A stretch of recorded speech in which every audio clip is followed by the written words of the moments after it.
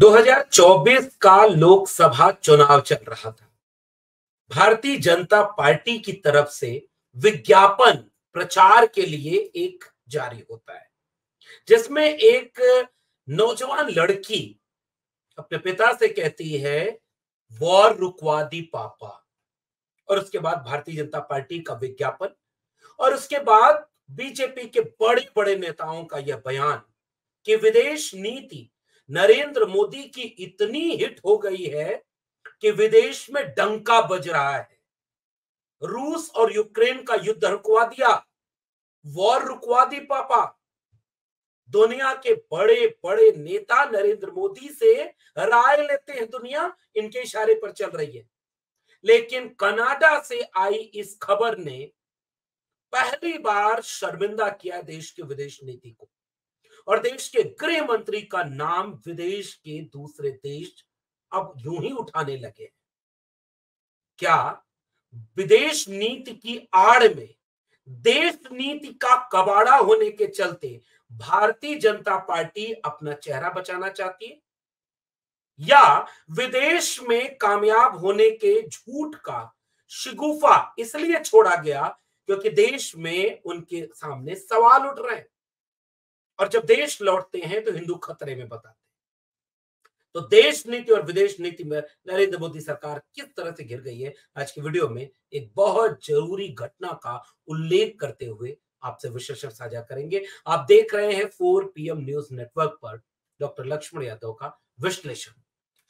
तो फिलहाल मैं जिस बात से जिक्र शुरू कर रहा था, आप एक सामान्य औसत दर्जे के भाजपाई या भाजपा समर्थक व्यक्ति से अगर उपलब्धियां पूछ दे कि नरेंद्र मोदी सरकार की पिछले 10-11 साल की उपलब्धि क्या है, वो कोई 5 काम बता दो जो नरेंद्र मोदी सरकार ने किया हो, तो वो 370, राम मंदिर, इन सब के बाद सीधे किस पर आते हैं पता है?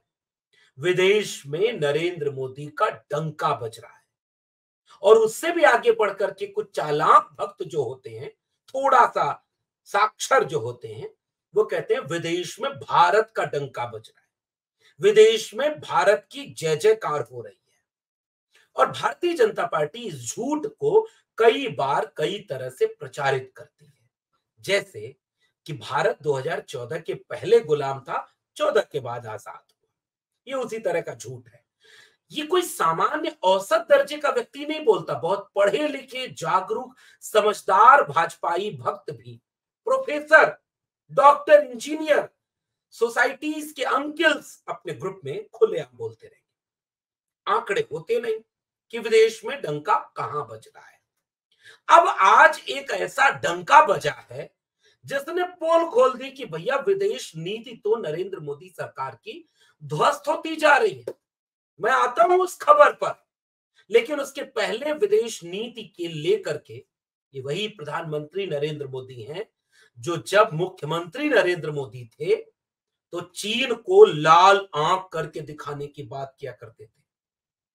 अखबार में अनगिनत खबरें आ चुकी हैं कि चीन अरुणाचल प्रदेश से लेकर लद्दाख तक के इलाके में जाने कितनी जगह घुसपैठ कर रहा है, जाने कितनी जगह इमारतें बनवा रहा, सड़कें बनवा रहा, कब्जा कर रहा। चीन कुछ कुछ करता है, मीडिया में खबर आती है, और प्रधानमंत्री एक बार बयान दे चुके, न कोई घुसा है, न कोई घुसा हुआ है, और बात खत्म हो जाती है। लाल आंख दिख ही नहीं पाई। ये विदेश नीति। पाकिस्तान में जो अब तक देश में नहीं हुआ था, बालाकोट के बाद ISI को बुलाकर भारत में जांच करने के लिए सबूत दिखाने के नाम पर वो किया गया, फेल हुई विदेश नीति। बिना बुलाए पाकिस्तान चले गए नरेंद्र मोदी बिरयानी खाने, ऐसा लोग कहते हैं। लेकिन विदेश नीति कहां है फिर? क्या पाकिस्तान की तरफ से आतंकवाद खत्म हो गया? लव लेटर लिखना बंद हो गया? क्या देश में सेना के जवान शहीद नहीं हो रहे?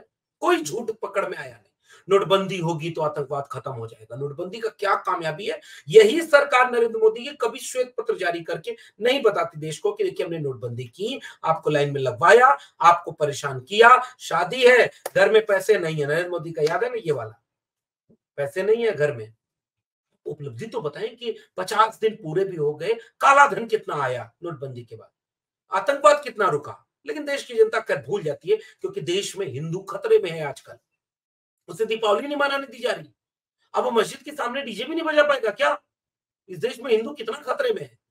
क्योंकि बाहर असल में विदेश नीति फेल हो रही है, तो देश में आके हिंदू खतरे में हो जा रहा है। तो पाकिस्तान का सवाल हो, चीन का सवाल हो, कोई भी, कल को बांग्लादेश और नेपाल की तरफ से मीडिया में ऐसी खबरें आई कि वो आंख दिखा रहा है भारत को। रूस, चीन, अमेरिका त्रिकोणीय संबंधों के बीच में भारत पेंडुलम की तरफ घूम रहा है। कभी अमेरिका जाकर नरेंद्र मोदी अब की बार ट्रंप सरकार करके प्रचार करके विदेश नीति का कबाड़ा करते हैं, क्योंकि ट्रंप हार जाते हैं। तो कभी रूस में जाते हैं तो व्लादिमीर पुतिन और यूक्रेन के प्रमुख उनके साथ तस्वीरें खिंचाते हैं। रूस तलब कर लेता है। जो शेर कहे जाते हैं भारत के, अजीत डोभाल, रूस बुलाया जाता है। आधी कुर्सी पर लटक करके सफाई देना पड़ता है कि यूक्रेन मोदी जी क्या करने गए थे। ये है विदेश नीति। लेकिन भक्त इस पर बात नहीं करते। डंका बज रहा है, कहां बज रहा है, कब बज रहा है, कौन बजा रहा है, पता ही नहीं। पिछले दिन आपने एक वीडियो देखी थी, बिहार की एक लेडी दिल्ली में जो सेटल थी, विदेश अमेरिका शायद वो देश था, वहां जाकर कह रही है मैंने मोदी जी को छू लिया, मेरा जीवन धन्य होगा, रोने लगी। ये है इवेंट मैनेजमेंट, विदेश में डंका बजवाने का। भारत में लोग इतने पढ़े लिखे हैं नहीं, समझदार है नहीं, आंकड़े उनके पास होते नहीं, तथ्य उनके पास है नहीं, तो वो मान लेते हैं कि विदेश में डंका बज रहा है। अब विदेश में असली डंका क्या बजा है, सुनिए ध्यान से। कनाडा की एक एजेंसी है अखबार की, उसका नाम है CBE। उस एजेंसी में एक खबर छपी है। माउंटियो ने आरोप लगाया है, एक अधिकारी ने, कि कनाडा में आपराधिक साजिश के पीछे मोदी के करीबी लोगों का हाथ है। भारत कनाडा में व्याप्त अपराधों में शामिल है, जिसमें हत्या और धमकी भी शामिल है। कैथरीन ट्यूनी CBC की न्यूज रिपोर्टर हैं, जिन्होंने 29 अक्टूबर 2024 को 4 बजे ये एक खबर CBC न्यूज पर उनकी खबर जारी की गई। कनाडा के विदेश मंत्री डेविड मॉरिसन ने मंगलवार को सांसदों को बताया कि भारतीय प्रधानमंत्री नरेंद्र मोदी की सरकार के एक वरिष्ठ अधिकारी पर आरोप है कि उन्होंने कनाडाई लोगों को मारने धमकाने के अभियोग अधिकृत किया है। मॉरिसन सार्वजनिक सुरक्षा और राष्ट्रीय सुरक्षा समिति के सांसदों के समक्ष गवाही देने वाले वरिष्ठ अधिकारियों में शामिल हुए। उन्होंने यह आरोप लगाया और अमित शाह का नाम लिया। सत्य हिंदी में एक खबर छपती है 30 अक्टूबर 2024 को, जिसका शीर्षक होता है कनाडा का बड़ा आरोप, सिख अलगाववादियों की हत्या की साजिश के पीछे अमित शाह। नाम लिया गया। कनाडा के उप विदेश मामलों के मंत्री डेविड मॉरिसन ने मंगलवार को यह आरोप लगाया। सीधे गृह मंत्री का नाम ले लिया जा रहा है। ये वही कनाडा है जिसने पिछले दिनों भारत सरकार के ऊपर कुछ संगीन आरोप लगाए थे। अब तो सीधे गृह मंत्री और नरेंद्र मोदी का नाम ले रहे। आजाद भारत में शायद ये पहली बार हुआ है। इसे कहते हैं डंका बजना। ये डंका बजा है कि डंका फट गया, इसको जरा आप विश्लेषण करिए।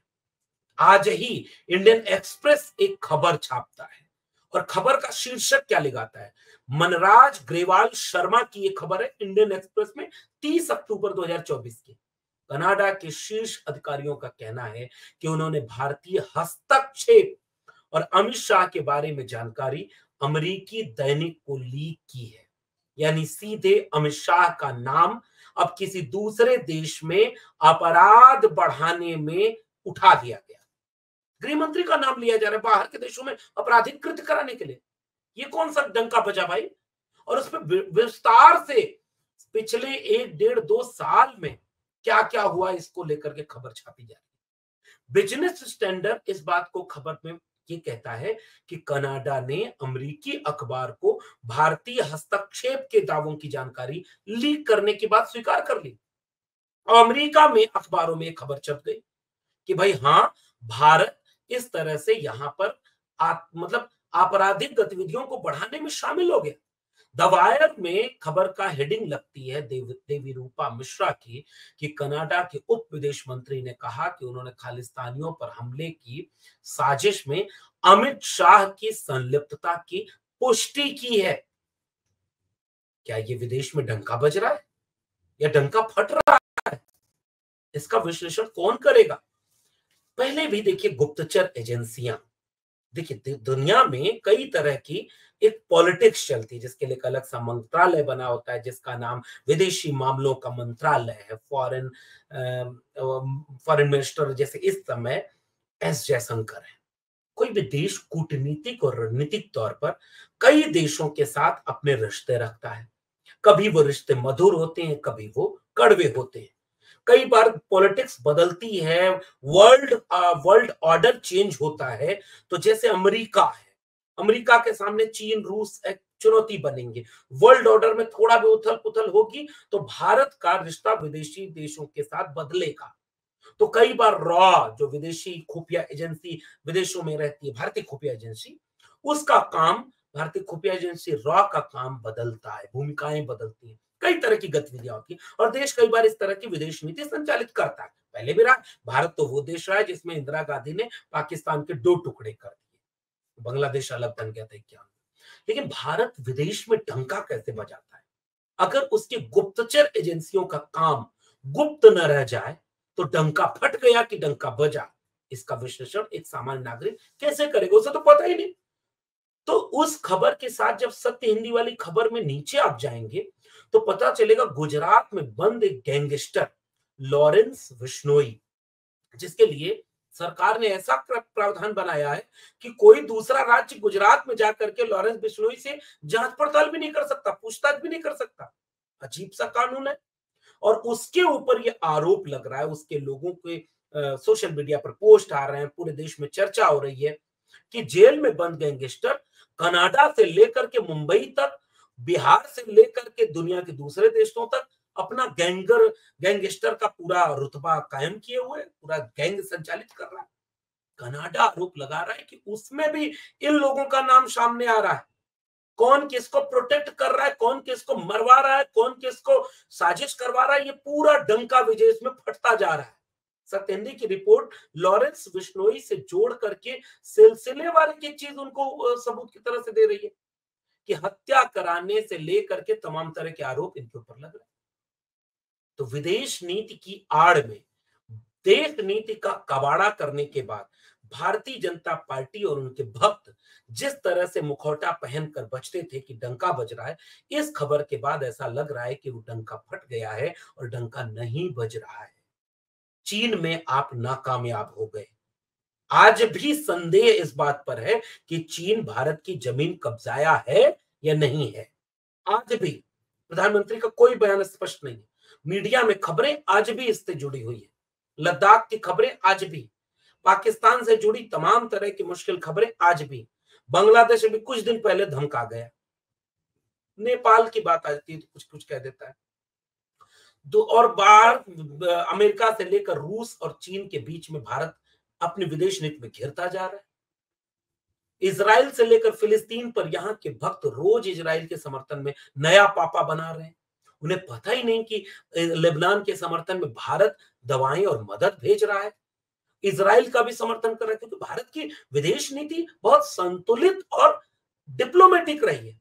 अभी भारत की विदेश नीति भक्तों और ट्रोलरों के जरिए चल रही है, जिनको केवल अमेरिका सही, केवल इजराइल सही लग रहा है, जबकि भारत जिसके ऊपर इजराइल हमला कर रहा है उसकी मदद भी कर रहा है। और अब कनाडा की इस बातचीत के बाद ये बात खुल रही है कि डंका विदेश में फटा हुआ है, पापा कुछ भी नहीं कर पाए। अब भारत में लोग सवाल न पूछने लगे कि भैया न तो तुम विदेश में कुछ कर पाए, न तो देश में कुछ कर पाए, तो किए क्या? तो अचानक से हिंदू खतरे में हो गया है। बाकी समझदार को इशारा काफी। आपकी प्रतिक्रिया नीचे कमेंट बॉक्स में मिलेगी, इसके उम्मीद के साथ। शुक्रिया।